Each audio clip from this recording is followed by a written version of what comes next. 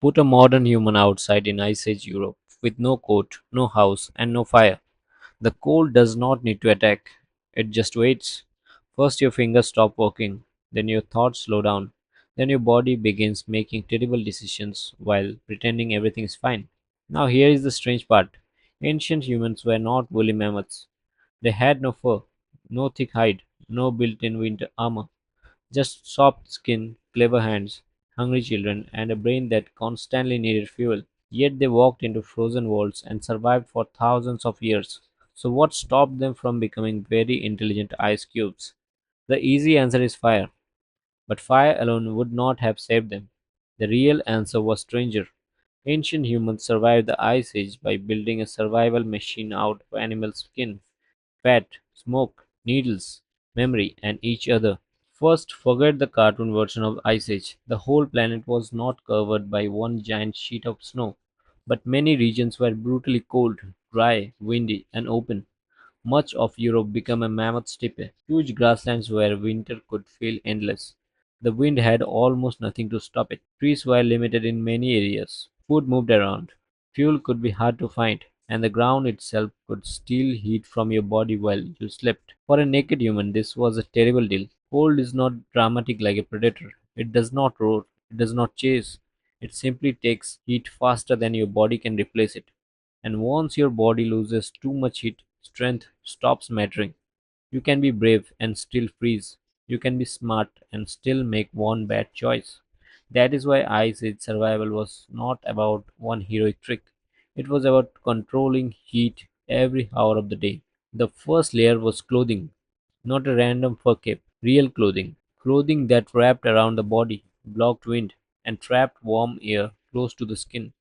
Animal fur works because it creates tiny pockets of air. Those pockets hold warmth. But if wind slips through the gaps, the system fails. So ancient humans had to do something incredibly difficult. They had to turn dead animals into wearable shelters. That meant hunting or scavenging, removing the hide, scraping it clean, softening it before it became stiff, cutting it, punching holes, making thread from sinew, and sewing pieces together with bone tools. This was not primitive decoration, this was portable architecture. A fitted garment could turn a tropical body into a tiny walking shelter. And here is the first quiet twist: the person making the clothing might be just as important as the person throwing the spear. A torn seam in freezing wind was not a fashion problem, it was a survival emergency. The second layer was shelter. Caves helped when people could find them, but caves were limited. They could be damp, dark, smoky, and sometimes already owned by animals with extremely rude teeth. So humans needed shelters they could build. They used wood where wood existed. They used hide, brush, bone, stone, and snow where they had to. The goal was simple: stop the wind, trap a little heat, separate sleeping bodies from frozen ground. Even a small shelter could change everything. Outside, the wind steals warmth from every side. Inside, bodies, hides, bedding, and fire could create a pocket of survival. Not comfort, just less death. And in the Ice Age, less death was a luxury product. Then came fire. Fire is the famous hero of this story. But it was not magic. Fire needed fuel. Fuel needed gathering. Gathering took energy. Snow could soak it. Wind could scatter sparks. Smoke could fill the shelter. A fire that dies at the wrong time can turn a camp from safe to desperate. So people had to manage fire like a living thing. They protected embers. They carried coals. They dried woods. They built hearths. They watched the smoke. Fire warmed fingers, dried clothing, cooked food, softened materials, and made darkness less terrifying. But the real power of fire was not just heat, it created a center. Around the flame, people repaired tools, they shared food, they watched children, they told each other what worked and what got someone killed. The fire was also a classroom. The fourth layer was food. Your body is a furnace, and furnace needs fuel. Cold burns energy. Walking through snow burns energy. Hunting burns energy. Carrying meat, hides, wood, and children burns even more. That is why fat mattered so much. Meat was important, but fat was concentrated survival. Large animals like mammoth, horse, reindeer, and bison offered meat, hides, bones, sinew, and fat. One successful hunt could feed bodies, clothe bodies, build tools, and repair shelter. But one human against a large ice age animal was not a hunter.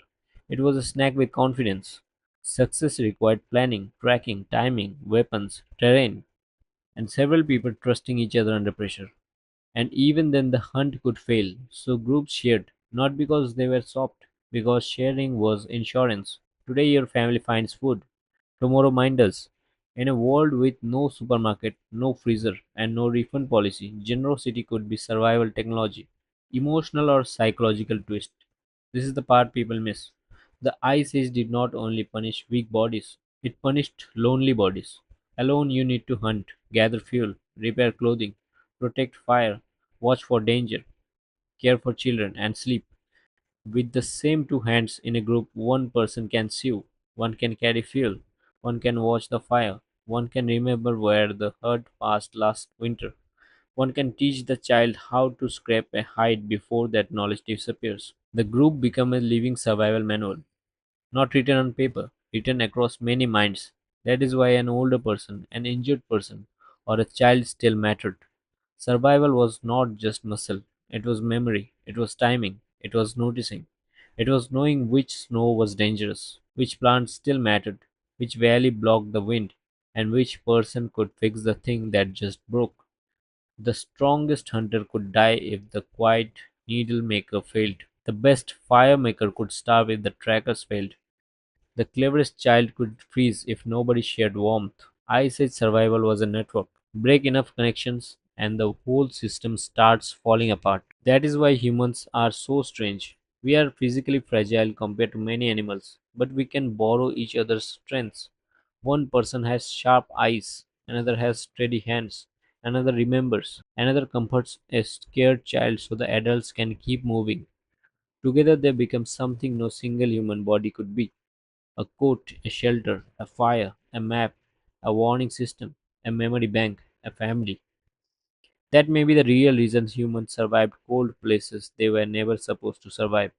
They did not beat the ice age by becoming stronger animals, they beat it by becoming more connected humans. So the next time you put on a jacket, touch a warm blanket, or sit near a heater, remember this. Somewhere in the deep past, a small group of humans was huddled against the wind.